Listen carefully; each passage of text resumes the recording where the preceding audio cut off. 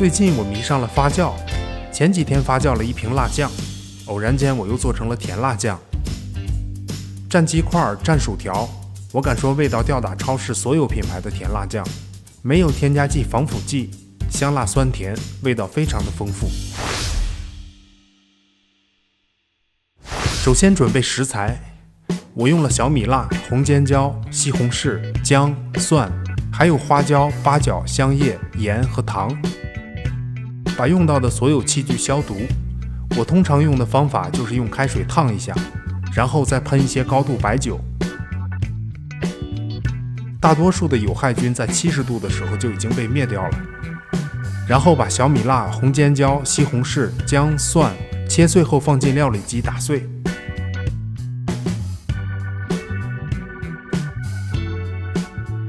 打得越碎越好。把花椒、八角、香叶也要磨碎，然后把所有的食材倒进容器里开始发酵。把瓶口密封住，放在15到30度的阴凉避光的地方发酵。其实跟泡菜的发酵原理是一样的，也就是乳酸发酵。乳酸菌在自然界中的分布十分广泛，和人类一样，乳酸菌也是一种勤劳的生物。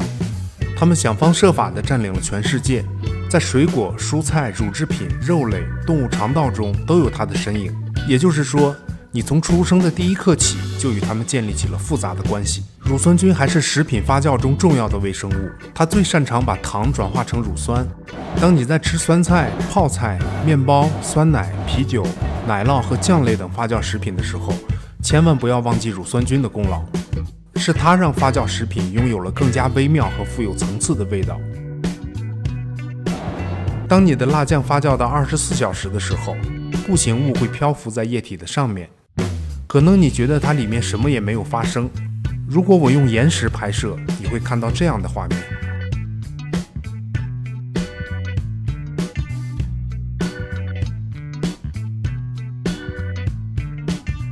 发酵到48小时的时候，会有大量的气体产生。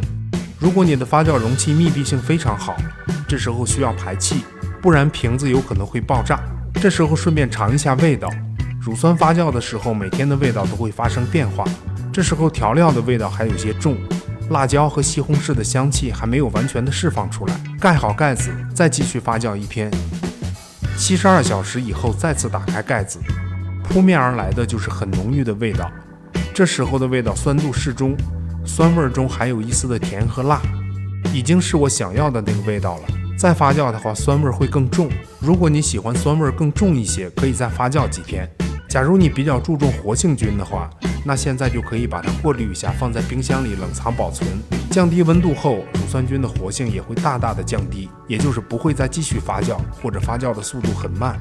吃的时候可以吃多少取多少，平时当咸菜或者炒菜的时候放进去一些，味道都非常的赞。把剩下的辣酱倒进锅里，小火慢熬，把水分蒸发掉一部分。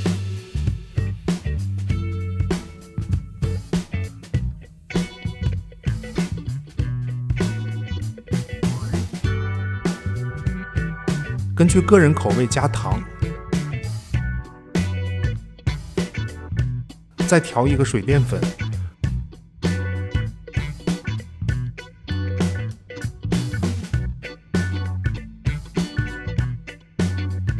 观察酱的粘稠度，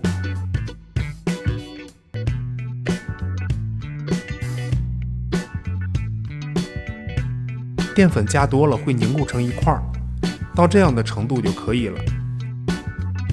一瓶香辣酸甜的甜辣酱就做好了，然后赶紧炸个鸡块吧。